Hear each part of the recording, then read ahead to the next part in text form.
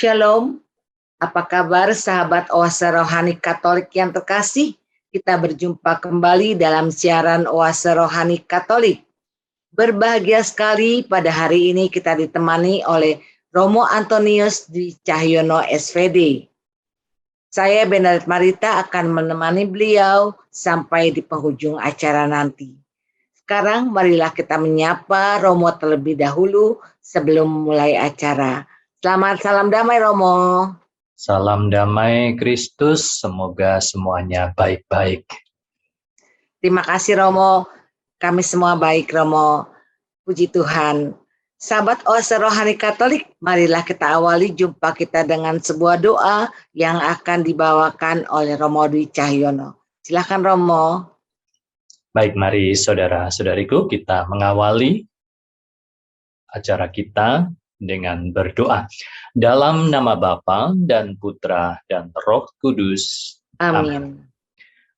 Allah Tritunggal yang Maha Kudus, Bapa, Putra dan Roh Kudus. Setiap saat Engkau senantiasa berbicara dan mengingatkan kami manusia melalui berbagai peristiwa di dalam kehidupan kami. Kami mengucapkan syukur atas seluruh penyertaan-Mu hingga saat ini. Namun kami juga mohon agar Engkau terus mendampingi setiap kata dan juga tindakan-tindakan kami. Demi Yesus Kristus, Putra-Mu Tuhan dan pengantara kami, yang bersama dengan Dikau dalam persatuan Roh Kudus, Allah sepanjang segala masa. Amin. Amin. Dalam nama Bapa dan Putra dan Roh Kudus. Amin. Sahabat Oase Rohani Katolik yang terkasih, antifon pembuka kita untuk hari ini adalah agung dan semaraklah karya Tuhan. Keadilannya tetap untuk selama-lamanya. Perbuatannya yang agung pantas dikenang. Tuhan itu pengasih dan penyayang. Bacaan dari kitab Putra Sirah bab 48 ayat 1 sampai 14. Dahulu kala tampillah Nabi Elia bagaikan api. Sabdanya membakar laksana obor. Dialah yang mendatangkan kelaparan atas orang Israel, dan karena geramnya jumlah mereka dijadikannya sedikit. Atas firman Tuhan, langit dikunci olehnya, dan api diturunkannya sampai 3 kali. Betapa mulialah hai engkau, Elia, dengan segala mujizatmu. Siapa dapat memegahkan diri sama seperti dikau? Orang mati kau bangkitkan dari alam arwah, dan dari dunia orang mati dengan sabda yang maha tinggi. Raja-raja kau turunkan sampai jatuh binasa, dan orang-orang tersohor kau jatuhkan dari tempat tidurnya. Teguran kau dengar di Gunung Sinai dan di Gunung Horeb keputusan untuk balas dendam. Engkau mengurapi raja-raja untuk menimpakan balasan, dan nabi-nabi kau urapi menjadi penggantimu. Dalam olak angin berapi engkau diangkat, dalam kereta kencana dengan kuda-kuda berapi. Engkau tercantum dalam ancaman-ancaman tentang masa depan untuk meredakan kemurkaan sebelum meletus, dan mengembalikan hati bapa kepada anaknya, serta memulihkan segala suku Yakub. Berbahagialah orang yang telah melihat dikau dan yang meninggal dalam kasih, sebab kami pun pasti akan hidup. Elia ditutup dengan olak angin, tetapi Elisa dipenuhi dengan rohnya. Selama hidup, Elisa tidak gentar terhadap seorang penguasa, dan tidak seorang pun menaklukkannya. Tidak ada sesuatu pun yang terlalu ajaib baginya. Bahkan dikubur pun jenazahnya masih bernubuat. Sepanjang hidupnya, ia membuat mukjizat dan malah ketika meninggal pekerjaannya menakjubkan. Demikianlah sabda Tuhan. Syukur kepada Allah. Sahabat Oase Rohani Katolik, marilah kita tanggapi sabda Tuhan dengan mazmur tanggapan. Bersukacitalah dalam Tuhan, hai orang benar. Bersukacitalah dalam Tuhan, hai orang benar. Tuhan adalah Raja. Biarlah bumi bersorak-sorak, biarlah banyak pulau bersukacita. Awan dan kekelaman ada di sekelilingnya. Keadilan dan hukum adalah tumpuan tahtanya. Bersukacitalah dalam Tuhan, hai orang benar. Api menjalar di hadapannya dan menghanguskan para lawan di sekelilingnya. Kilat-kilatnya menerangi dunia, bumi melihatnya dan gemetar. Bersukacitalah dalam Tuhan, hai orang benar. Gunung-gunung luluh laksana lilin di hadapan Tuhan. Di hadapan Tuhan semesta alam. Langit memberitakan keadilannya dan segala bangsa melihat kemuliaannya. Bersukacitalah dalam Tuhan, hai orang benar. Akan mendapat malulah semua orang yang beribadah kepada patung, orang yang memegahkan diri karena berhala-berhala, segala dewata sujud menyembah Allah. Bersukacitalah dalam Tuhan, hai orang benar. Sahabat Oase Rohani Katolik, marilah kita simak bersama Injil Suci menurut Matius bab 6 ayat 7-15 yang akan disampaikan oleh Romo Cahyo untuk kita semua. Haleluya, haleluya, haleluya, haleluya, haleluya, haleluya. Haleluya, haleluya, haleluya, haleluya, haleluya, haleluya. Kalian akan menerima roh pengangkatan menjadi anak. Dalam roh itu kita akan berseru, Aba ya Bapa. Haleluya, haleluya, haleluya, haleluya, haleluya, haleluya. Tuhan bersamamu Dan bersama rohmu. Inilah Injil Suci menurut Santo Matius. Dimuliakanlah Tuhan. Dalam khotbah di bukit, berkatalah Yesus, "Bila kalian berdoa, janganlah bertele-tele seperti kebiasaan orang yang tidak mengenal Allah. Mereka menyangka doanya akan dikabulkan karena banyaknya kata-kata. Jadi janganlah kalian seperti mereka, karena Bapamu tahu apa yang kalian perlukan sebelum kalian minta kepadanya. Maka berdoalah kalian demikian, Bapa kami yang ada di surga, dimuliakanlah namamu, datanglah kerajaanmu, jadilah kehendakmu di atas bumi seperti di surga. Berilah kami pada hari ini makanan kami yang secukupnya, dan ampunilah kesalahan kami, seperti kami pun mengampuni yang bersalah kepada kami.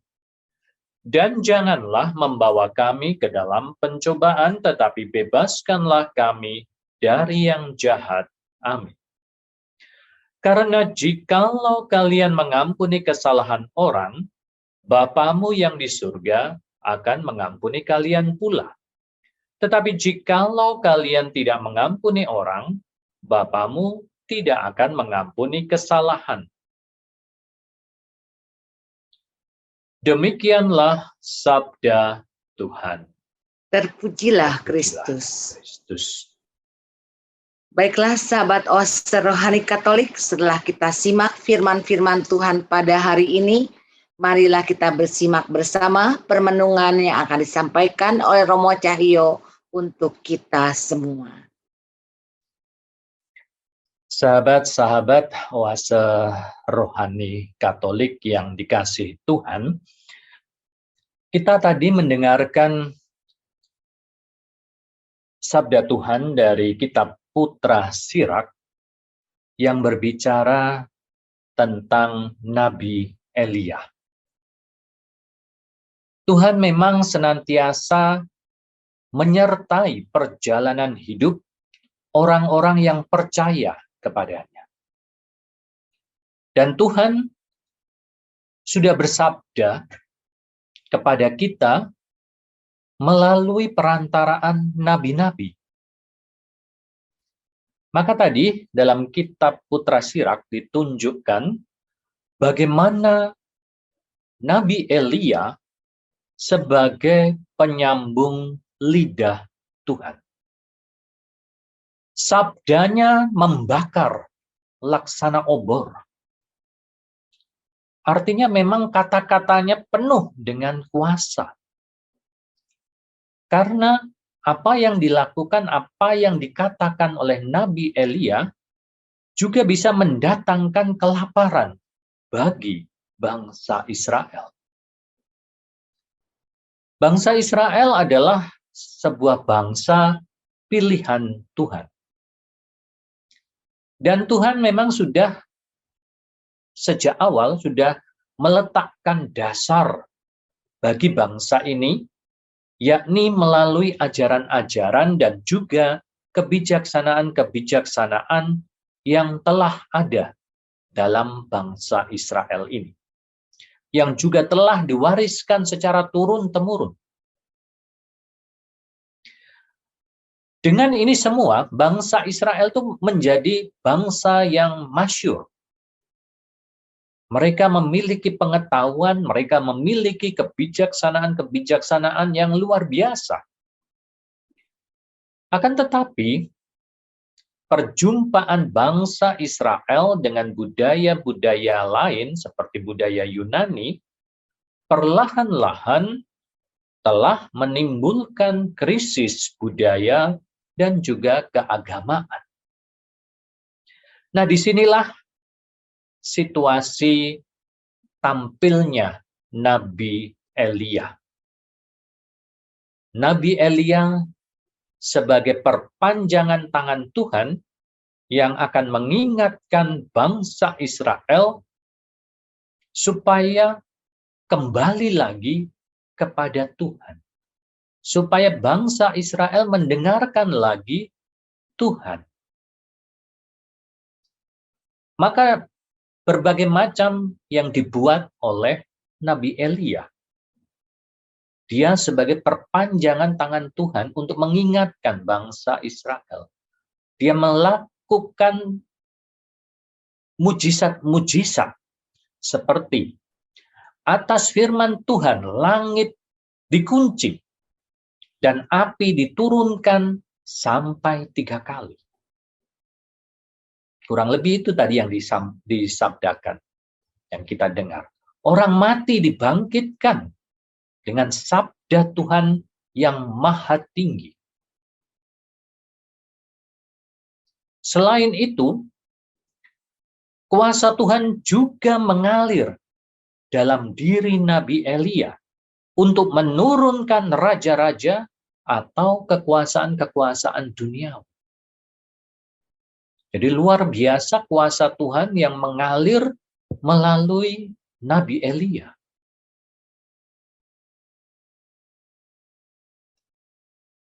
Disinilah kita melihat bagaimana Nabi Elia tampil sebagai perpanjangan dari kuasa Tuhan sendiri.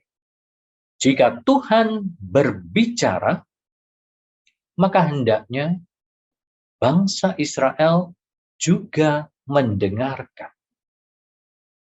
Maka di sini kita juga bisa belajar bahwa Nabi Elia adalah contoh bagi kita untuk bisa mendengarkan atau senantiasa mendengarkan suara Tuhan. Dan juga dia adalah pribadi orang yang setia menjalankan apa yang disampaikan oleh Tuhan. Nabi Elia ini juga adalah saksi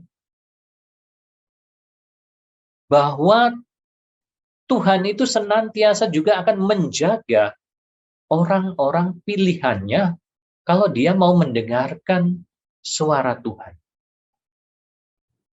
Karena imannya, Elia ini benar-benar percaya akan pemeliharaan Tuhan terhadap dirinya. Bahwa dia sungguh-sungguh dipakai oleh Tuhan untuk menunjukkan kuasa-kuasa Tuhan yang luar biasa itu. Jadi Nabi Elia sendiri adalah saksi kalau orang mau mendengarkan suara Tuhan, maka dia akan dijaga. Dia akan dilindungi. Nabi Elia ketika berbicara kepada bangsa Israel tentu akan mendapat banyak tantangan. Akan ada banyak orang-orang yang tidak suka dengan kata-katanya, karena namanya orang dikritik itu pasti tidak enak. Tapi itulah yang dibuat oleh Nabi Elia, dan dia mau menunjukkan bahwa di balik dirinya ada kuasa Tuhan. Dan dia tidak takut dengan semuanya itu. Karena dia memang hanya mau menyampaikan apa yang Tuhan sampaikan kepada dirinya. Maka di sini Nabi Elia punya tugas bahwa dia adalah saksi. Kalau kita benar-benar mendengarkan suara Tuhan dan kita mau menjalankannya, Tuhan juga tidak akan membiarkan kita. Tuhan pasti akan melindungi kita.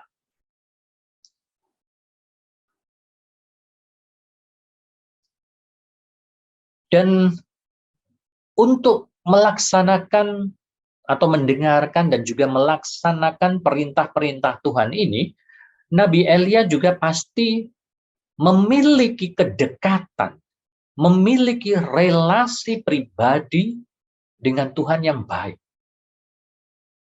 Dia selalu berdoa dengan tidak jemu-jemu. Ini juga perlu kita perhatikan.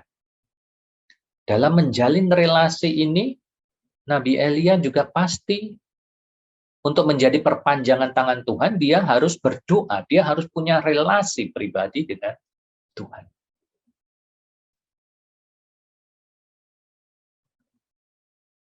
Romo, apakah terjadi perubahan sikap dari bangsa Israel setelah apa yang telah dilakukan oleh Nabi Elia, Romo? Ya, artinya bahwa bangsa Israel memang akan selalu dalam skema yang demikian ya. Diingatkan dia berubah, tapi nanti kemudian kembali lagi dia melakukan kesalahan. Maka secara historis karya penyelamatan Tuhan itu terus dilakukan dan sampai dengan memberikan Yesus sendiri sebagai kurban. Ya, jadi memang itulah selalu menjadi simbol bahwa kita manusia ini memang seringkali melakukan, mendengarkan, lalu kemudian kita berdosa, kita melakukan hal yang menyimpang, lalu kemudian kita menyesal, lalu kemudian kita bertobat ya, kita memperbaiki diri, tapi kemudian tidak lama lagi ya kita jatuh lagi. Ya, itulah kurang lebih skema dari perjalanan hidup kita manusia ya. Maka ya kita terus harus belajar untuk mendekatkan diri dengan Tuhan supaya kita tidak kehilangan arah. Ya, jadi makanya tadi Nabi Elia itu adalah contoh simbol orang yang terus-menerus menjalin relasi dengan Tuhan, supaya dengan demikian eh, ya apa yang dia lakukan benar-benar apa yang Tuhan kehendaki, gitu. Ya, jadi itu kurang lebih apa yang disampaikan melalui sabda Tuhan di dalam kitab Putra Sirak ini. Jadi mau menunjukkan ini loh, seorang nabi, seorang manusia yang mau mendengarkan Tuhan, dan dia mau dirinya dipakai oleh Tuhan untuk menjadi saksi, untuk menjadi perpanjangan tangan Tuhan, kuasa-kuasa Tuhan, untuk terus mengingatkan bangsa Israel, bahkan juga seluruh umat manusia, ya, supaya terus memperhatikan kuasa Tuhan yang maha kuat, yang dahsyat ini, bahwa di atas kekuasaan duniawi ini masih ada kuasa dari Tuhan. Jadi ya, kurang lebih itu yang disampaikan dalam bacaan pertama ini dalam kitab Putra Sirak. Iya, Romo, sifat-sifat positif apa dari Nabi Elia yang bisa kita tiru pada zaman sekarang, Romo, agar bisa mengagumi Tuhan, memuliakan Tuhan, dan dekat kepada Tuhan, Romo? Ya, seperti yang tadi Romo sudah sampaikan, bagaimana dia menjalin relasi. Itu yang pertama. Dia harus punya kekuatan dalam dirinya untuk punya relasi dengan Tuhan. Jadi ya memang dia harus mengatur hidupnya untuk berdoa, paling tidak itu, ya. Dia harus bisa memiliki jadwal untuk berdoa, ya, menyediakan waktu untuk dia bisa berkomunikasi dengan yang maha kuasa, yakni Tuhan, ya. Jadi itu yang itu yang pertama. Jadi lalu kemudian dengan itu dia harus menjadi pribadi yang rendah hati juga, ya, mendengarkan suara Tuhan, berarti ya dia harus menjadi pribadi yang mau lebih rendah hati, gitu kan. Karena ya kalau kita merasa bahwa diri kita tahu segalanya, kan berarti artinya kita tidak mau mengakui kuasa Tuhan, gitu kan. Gitu. Jadi yang pertama ya berdoa, lalu kemudian dengan rendah hati mau mendengarkan, ya. Dan di situ nanti kita belajar, untuk selanjutnya kita juga akan belajar bagaimana kita berdoa itu, ya. Jadi supaya kita juga mendengarkan, jangan kita berdoa itu hanya dari satu arah, gitu. Lalu juga bagaimana Nabi Elia ini juga setia, ya, setia. Karena tadi perbandingannya adalah bangsa Israel, ya. Kalau bangsa Israel diingatkan, oke, sedikit, lalu kemudian bertobat, tapi kemudian nanti jatuh lagi, ya, dengan kesalahan-kesalahannya. Dan disinilah kita belajar dari Nabi Elia untuk tetap setia, ya. Karena perjalanannya juga tidak mudah, dan Nabi Elia setia menjalankan, ya. Jadi dia tahu bahwa ketika dia menjadi perpanjangan tangan Tuhan, harus berbicara, harus mengingatkan, harus mengkritik, itu kan tidak mudah, tapi Nabi Elia ini tetap setia, gitu. Karena dia percaya kepada kuasa Tuhan, bahwa Tuhan akan senantiasa melindungi. Nah, jadi itu kesetiaan, itu hal-hal positif yang kita bisa pelajari. Jadi walaupun ketika kita mendengarkan sabda Tuhan, tapi kita juga diminta untuk tetap setia. Walaupun kadang kita merasa, kok saya harus menghadapi situasi yang berat, ya Tuhan. Ya, itu seperti tadi Nabi Elia, dia sebagai perpanjangan tangan Tuhan, dia harus mengkritik, tapi kan dia akan diserang oleh orang-orang sekitarnya yang tidak suka dengan kritikannya. Nah, bagaimana Nabi Elia tetap setia, ya, tetap setia untuk menjalankan perintah-perintah Tuhan ini. Nah, itulah juga dalam kehidupan kita juga diajak untuk tetap setia walaupun kadang kita ya mengalami kesulitan, mengalami tantangan, mengalami hal-hal yang tidak enak dalam kehidupan, tapi ya kita diminta untuk tetap setia dengan perintah-perintah Tuhan itu. Lalu juga ya di situ kita menjadi saksi, Nabi Elia menjadi saksi, yaitu jadi dengan menampilkan dirinya itu berarti dia menjadi saksi. Dia adalah pribadi yang mendengarkan, ya. Jadi itu. Lalu kemudian ya tentu saja dia juga punya kepemimpinan, ya, keteladanan. Dia harus bisa menjadi teladan. Ya, jadi ketika orang mengkritik segala macam, ya dia harus bisa menunjukkan ini loh. Nah, berarti dia juga harus bisa menjadi teladan. Itu juga hal yang tidak mudah, ya, keteladanan itu. Jadi bagaimana ya dia harus menjadi contoh, menjadi seorang figur yang memang harus bisa dilihat dan akhirnya menjadi pemimpin, ya, keteladanannya dan seterusnya. Itu kurang lebih yang bisa ya kita pelajari dari Nabi Elia. Terima kasih Romo. Romo, selain tantangan apa saja yang dihadapi oleh Nabi Elia, selain tantangan dia diserang oleh orang-orang yang tidak suka kepadanya, Romo, tantangan apa lagi yang harus dihadapi oleh Nabi Elia saat itu? Ya, tantangan sih cukup tentu saja pasti banyak, ya, karena ya selain pasti juga ada pergulatan, ya, pasti pergulatan seperti tadi, pasti dia juga sebagai pribadi itu pasti mengalami pergulatan gitu. Jadi tantangannya juga dari luar, dari orang-orang yang tidak suka, ya, tidak suka ketika dia, ya, sama seperti kalau misalkan saya mengkritik gitu, ya. Lalu kemudian orang kan tidak suka. Nah, bisa jadi kita akhirnya down. Kalau gitu ya sudah, saya lepas. Gitu loh. Jadi terkadang kita menjadi, ya, itu satu tantangan bahwa dari dalam diri kita akhirnya kita memutuskan untuk Tuhan, saya tidak mau melakukan tugas ini, macam begitu. Jadi ketika kita mendapatkan semacam serangan balik dari pihak luar, lalu kemudian kita putus asa. Nah, itu paling tidak kita menjadi putus asa, pribadi yang putus asa, cepat sekali putus asa.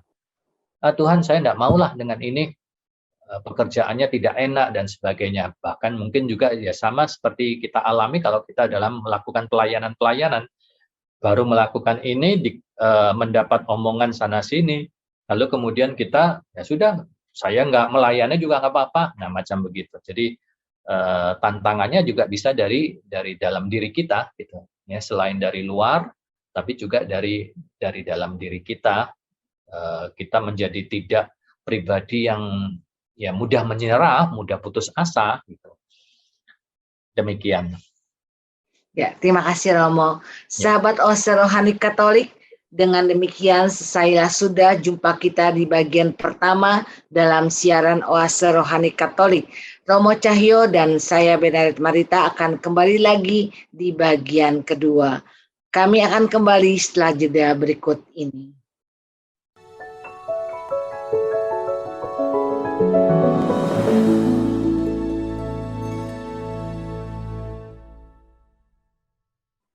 Sahabat Oase Rohani Katolik, kembali lagi Anda menyimak siaran Oase Rohani Katolik di bagian kedua. Sebelum kita melanjutkan, saya informasikan kepada Anda semua, bagi Anda yang mau mengirim usul, saran, ataupun bertanya, silahkan Anda kirim ke alamat email kami orkkaj2021@gmail.com, atau dapat Anda kirim WA ke nomor 0818 0251 33438. Baiklah sahabat Oase Rohani Katolik yang terkasih, masih ada di sini Romo Antonius di Cahyo SVD, dan saya Benet Marita akan menemani Anda sampai di penghujung acara nanti. Kita melanjutkan bagian kedua dari siaran Oase Rohani Katolik. Silakan Romo. Baik, sobat-sobat Oase Rohani Katolik yang terkasih, tadi kita mendengarkan satu sapaan dari Tuhan Yesus yang mengajarkan kepada kita bagaimana kita harus berdoa, ya. Jadi memang harus kita akui ternyata berkomunikasi dengan Tuhan itu tidak mudah, ya. Maka Tuhan Yesus mengajarkan kepada para murid, karena memang pada waktu itu dan juga mungkin sampai sekarang dijumpai ada banyak orang yang mengalami juga kesulitan dalam berdoa. Secara khusus ya umat-umat Katolik ya, biasanya kalau disuruh doa gitu kan selalu nolak gitu ya. Jadi karena memang tidak terbiasa untuk berdoa, bahkan mungkin ya akhirnya hanya berdoa dengan doa-doa dasar yang dalam gereja Katolik, Bapa Kami, Salam Maria, Kemuliaan, dan itu pun kadang didoakan dengan begitu cepat ya, sehingga terkadang kita kurang merasakan apa sih maksud atau makna dari doa ini. Oleh karena itu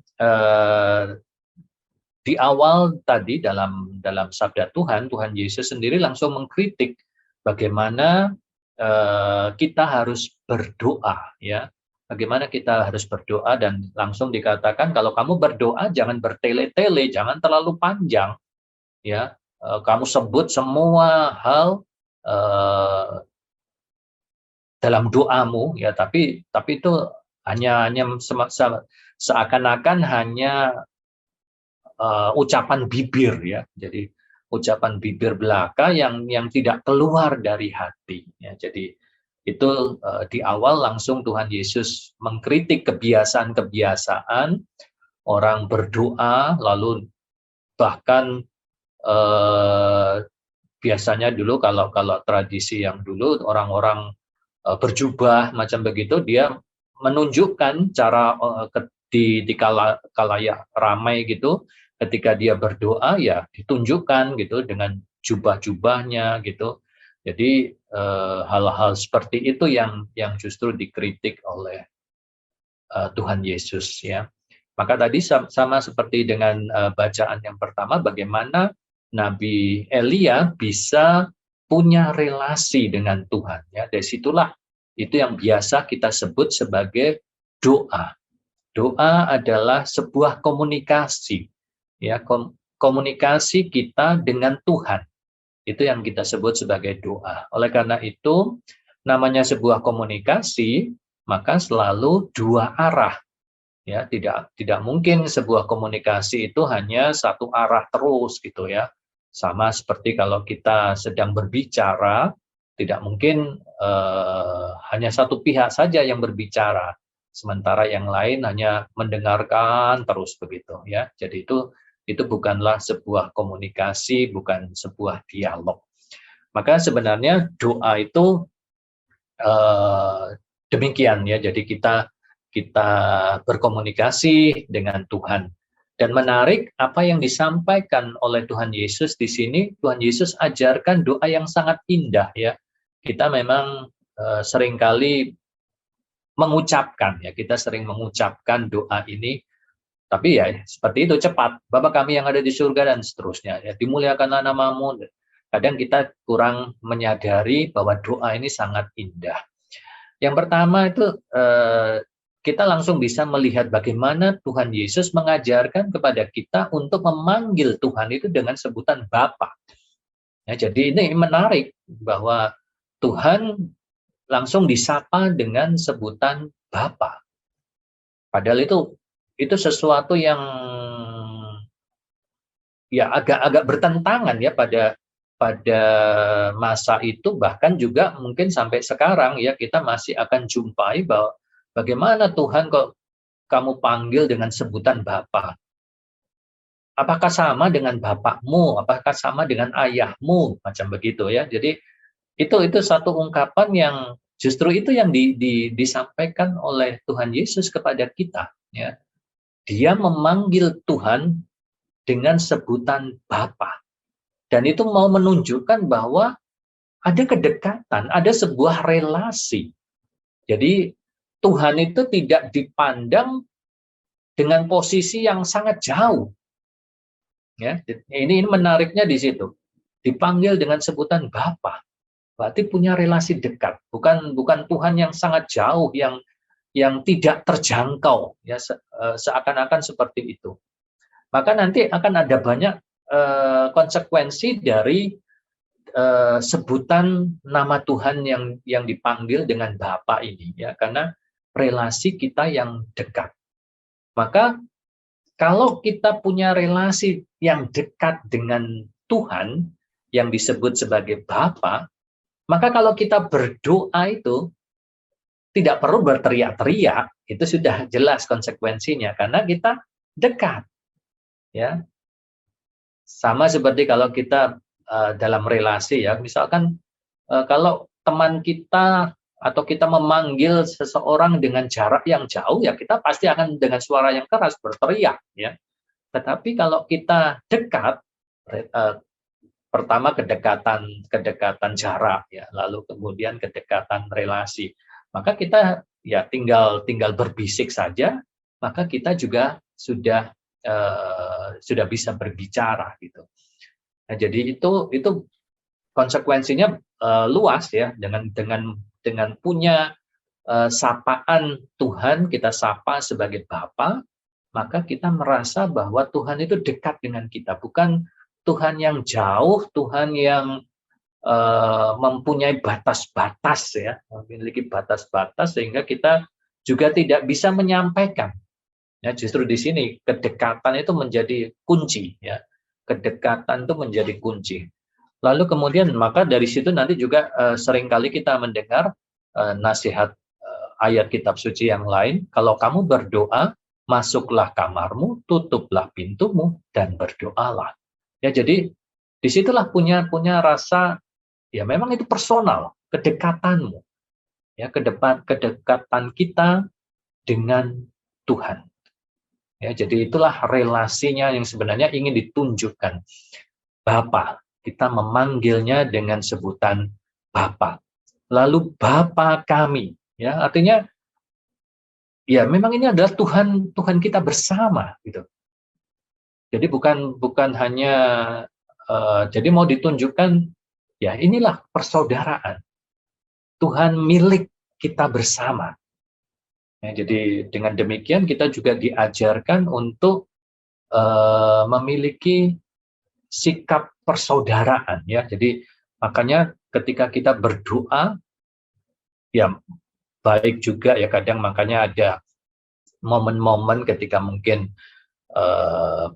rekoleksi, gitu, ya, kadang ketika kita berdoa Bapa kami, kita sambil bergandengan tangan, ya, tapi bukan untuk ekaristi, ya, tapi lebih pada momen-momen tertentu untuk semakin membuat kita menyadari bahwa kita ada dalam kebersamaan, ya. Jadi itu Bapa kami yang ada di surga, Dia ada di surga, ya. Jadi itulah cara orang Tuhan Yesus mengajarkan bagaimana kita harus berdoa, ya. Kita pertama memuji pada Tuhan, kita menyampaikan bahwa kita memiliki relasi yang dekat, ya, menyebut Bapa kami yang ada di surga, dimuliakanlah namamu, ya.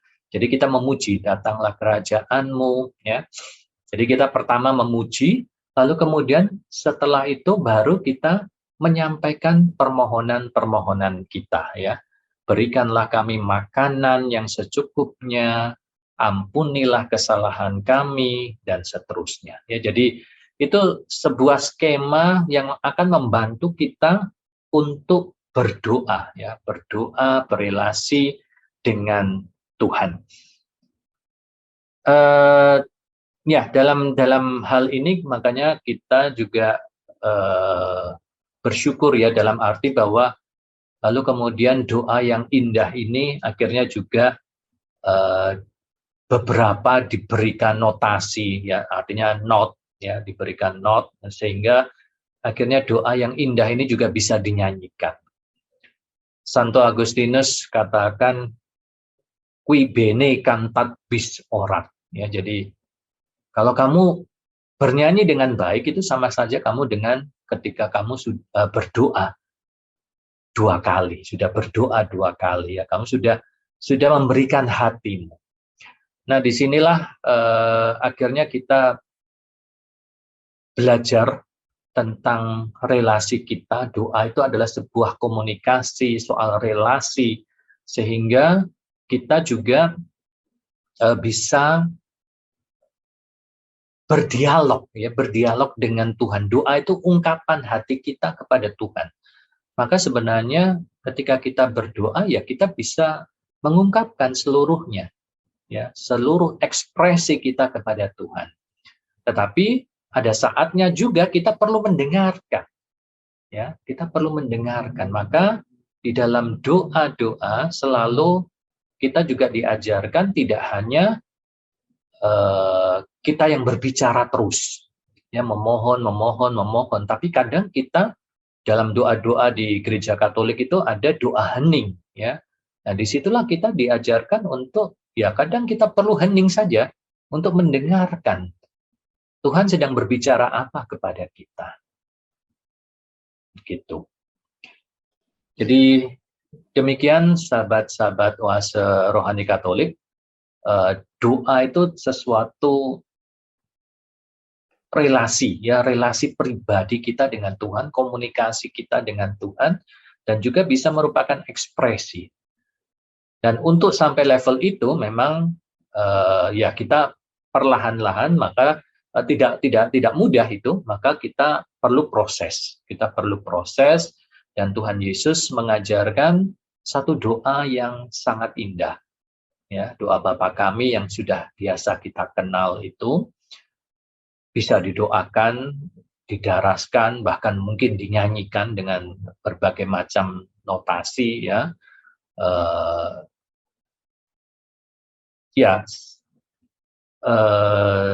Saya pribadi dulu waktu kecil sudah diajarkan oleh orang tua saya doa Bapa kami dalam bahasa Latin. Jadi dan itu sebagai seorang anak kecil itu menarik bagi saya gitu. Tapi dengan itu akhirnya saya bisa lebih menghayati ya, lebih menghayati doa yang sangat indah ini.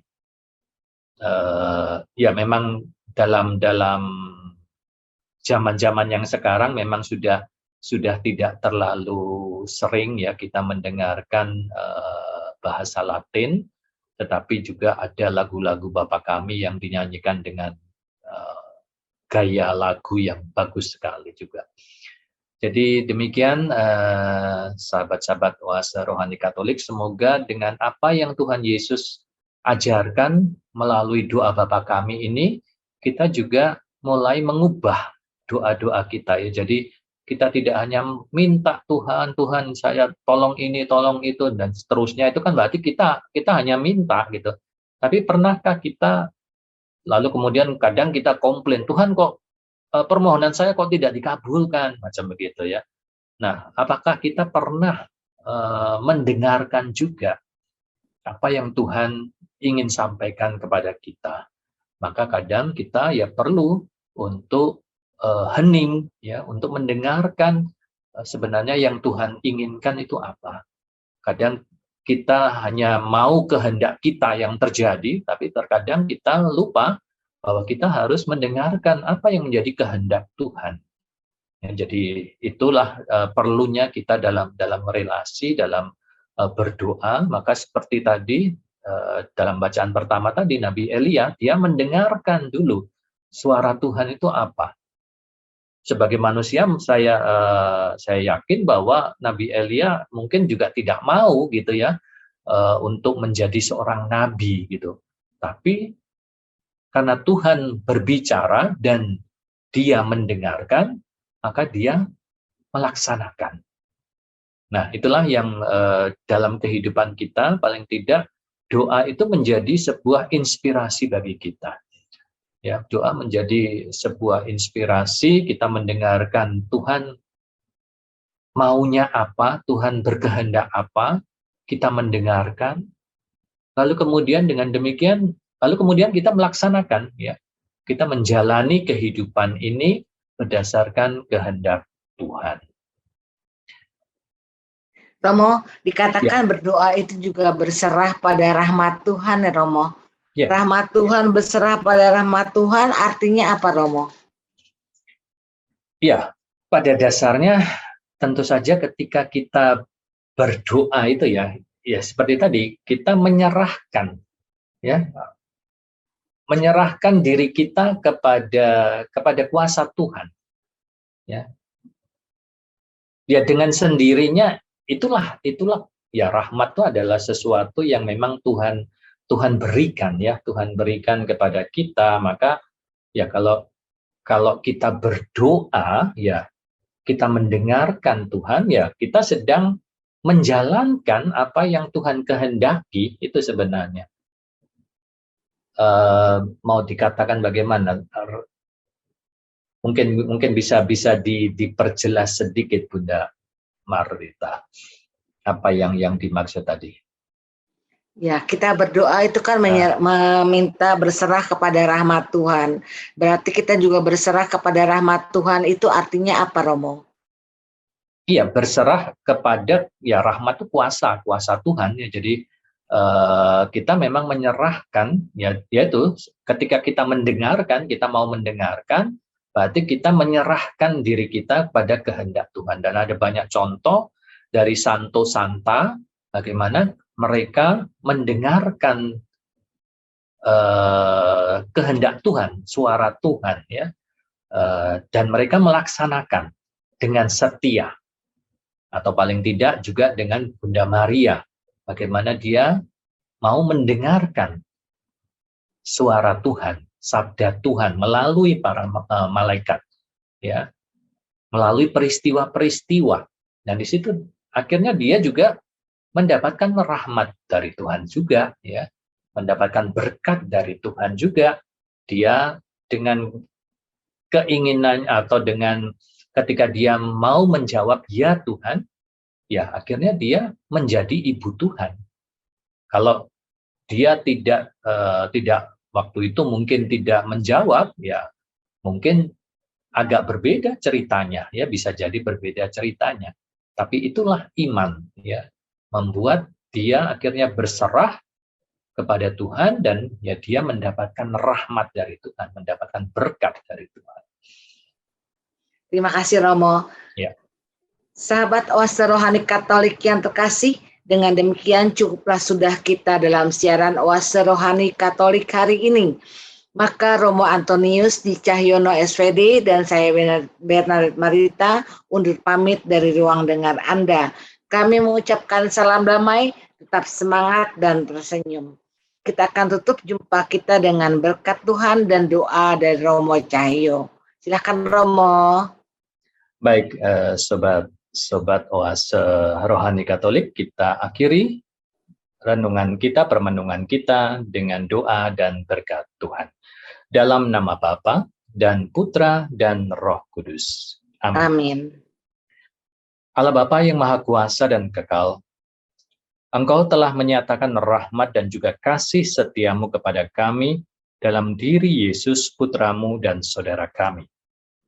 Penuhilah kami dengan Roh Kudus-Mu. Perkenankanlah kami juga untuk menyadari arti kehadiran-Mu bagi kami di dalam seluruh kehidupan kami. Bantulah kami untuk semakin bisa mendengarkan suara-suara-Mu. Dan bantulah kami untuk semakin melaksanakan apa yang menjadi kehendak-Mu. Tuhan, terima kasih untuk seluruh kesempatan dan juga sabda-sabda-Mu yang senantiasa memberikan kami kekuatan dalam hidup ini. Semoga dengan kasih dan penyertaan-Mu, kami semua bisa tetap setia kepadamu sampai akhir, demi Kristus Tuhan dan pengantara kami. Amin. Amin. Tuhan bersamamu dan bersama rohmu. Semoga Allah yang Maha Kuasa memberkati kalian semua, Bapa, Putra, dan Roh Kudus. Amin. Terima kasih Romo. Sahabat Baik, Oase sama-sama. Rohani Katolik, sampai jumpa lagi di siaran Oase Rohani Katolik berikutnya. Tuhan memberkati. Memberkati.